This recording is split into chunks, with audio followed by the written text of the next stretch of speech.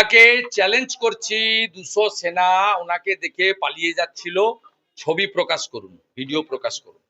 উনি একটা মিথ্যাবাদী এবং তিনি যে জায়গায় হাত দিয়েছেন এর ফল উনাকে ভুগতে হবে।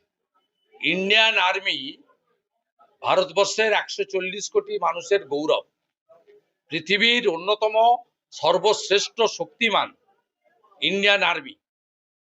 আপনি যে বলছেন 200 জন সেনা অফিসার এবং জওয়ান আমাকে দেখে পালাচ্ছে, আপনারা যাবেন না, আমি আপনাদেরকে নিয়ে গর্ব অনুভব করি।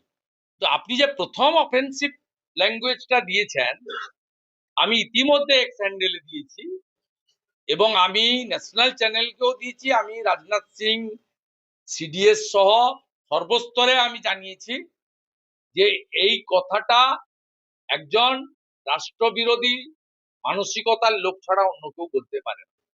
Same Mamata Banerjee, Indian army জিন্দাবাদ।